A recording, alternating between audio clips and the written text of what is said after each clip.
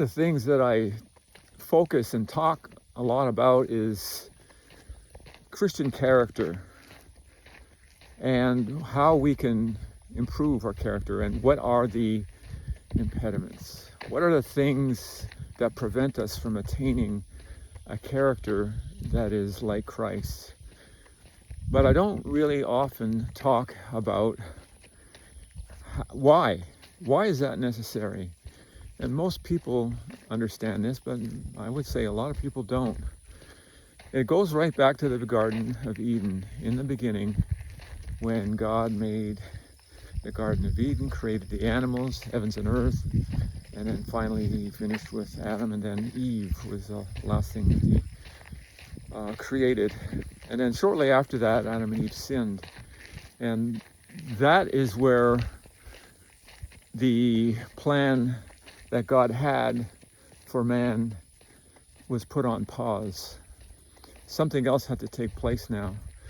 So before they had sinned, they were happy. They were able to talk to God face to face and enjoy being in his presence. But after they sinned, we see by what the Bible says that was not the case. They were hiding from him. They had this guilt and shame. Their characters were changed instantly, became selfish, and they had a fear of God. And this is passed down to each one of us. And Jesus came here to reverse that process, that damage.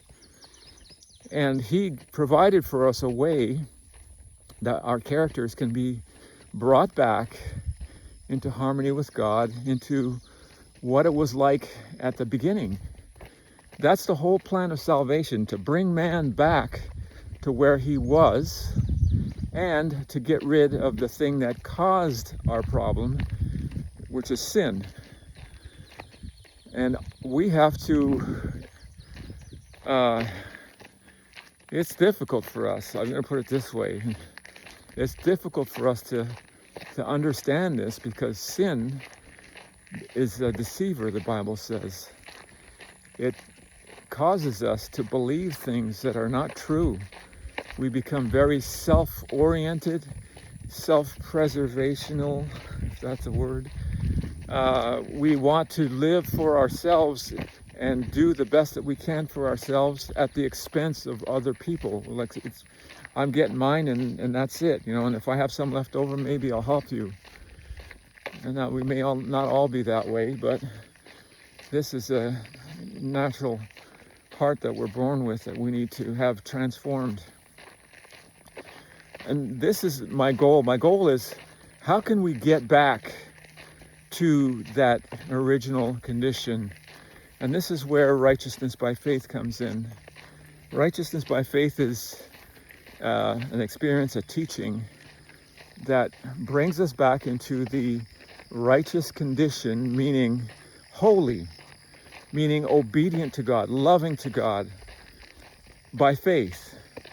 And you think, well, how does that happen? I mean, how do you become something that's not in your nature just by believing in it? How does that happen? That's one of the reasons why Jesus came. He came here to show us how that happens. We need to be, number one, born again in order for that to begin. Being born again is a miracle. It's not something that we just decide to do one day. It's a miracle that God creates in us. Jesus is born in us, and we develop and grow into Christian characters that have maturity and love, compassion, and understanding of what God's plan is. And so as we deal with other people who are not born again, we have a different approach than most of the other people who are not born again. We should be patient, loving, kind, compassionate, merciful, loving, helpful, but at the same time, not a doormat. We need to be firm, wise, have the power to say yes or no, and to do it loving, and to do it from a mind that's well balanced. And that's what Christianity, true Christianity, brings us. A lot of Christians who are unbalanced, and they give God, Jesus, and Christianity as a whole a real bad name, and people want nothing to do with Christianity because of that. And that's the other battle that we have to fight. We're not just in this world to save ourselves, we're here to vindicate the character of God. Well, why does the character of God need to be vindicated?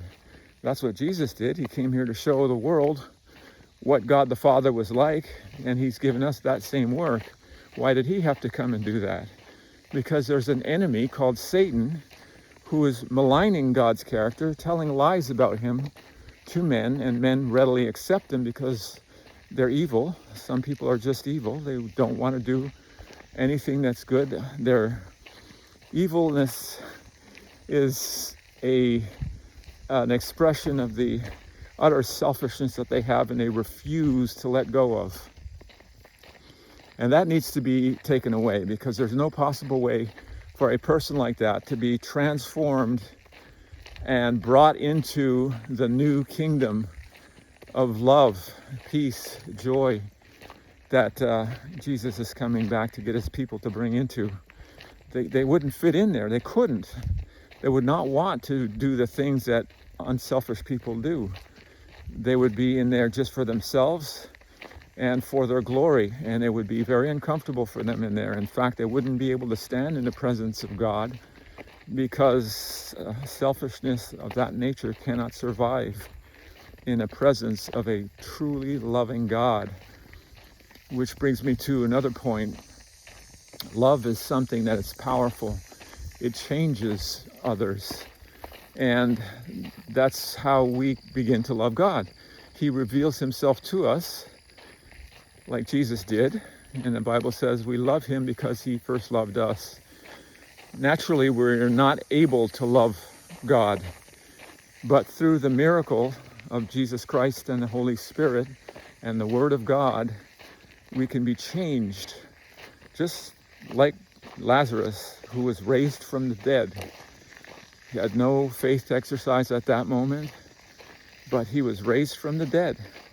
And so we who are spiritually dead and allow the Holy Spirit to move on our hearts to bring us to a place where we realize, you know, the life that I'm living is not right, or I feel bad for what I've done and I really need help. And God will work on us and continue to bring us to a place where we'll repent. Sometimes it may involve you may be a Christian, I should say, for like years. And all of a sudden you get this view of Jesus on the cross that you have never had before, or a deeper understanding. And you realize, you see yourself in comparison, and you just say, oh Lord, help me. I don't want to be like that anymore. Please help me to change. I want to be like Jesus. And God will work in us and bring us to repentance and give us the power to change. And he will declare us righteous and make us righteous. This is the whole goal of my ministry. I don't know if you'd call it a ministry, but this is what I like to do. I like to share with people how that takes place, because I had it take place in my life. I've had it said it before. In 2017, I was troubled with my spiritual condition, and I wanted to change. And my wife read this statement to me, which I've shared before. It's I think it's taken from the book The Faith I Live By. Date was April 15th. So if you look at that, and if you have that book, you'll see what it is. If not, ask me in the comments and I'll share with you what that quote is. But I heard that, and it was like exactly what I needed. And from that point on, I've been searching and sharing, and growing. Sometimes I've slid back, but I always go forward. The whole thing about our focus is, if we focus only on ourselves being good, not recognizing what our mission is and what our obligation to God is, and that is to reveal his loving character, we will fall often. Because a person who looks and takes care of themselves is going to be worse off than a person who does everything that they can to look out for and take care of others. Because when you do that, God will take care of you. And that's what's necessary. That's just where we need to be. And that's exactly what Jesus showed in his temptations. After he was baptized, the Holy Spirit led him up into the wilderness. And he was tempted of the devil. He fasted for 40 days. And then all of a sudden the devil comes out and says, if you're really the Son of God, turn these stones into bread. And Jesus said, no. Man shall not live by bread alone, but by every word that proceeds out of the mouth of God. So he was saying to him, even though I can do this, and I really want to, I'm not going to live for myself. I'm going to wait for God to provide for me in his time. Then he had 2 other temptations which he overcame as well. And all of them, he was just waiting for God to provide, and he was successful. And that's what we need to do. Because if we look to ourselves and say, well, I really need this, I really have to have this, I'm really hungry right now, we're going to go ahead and do it.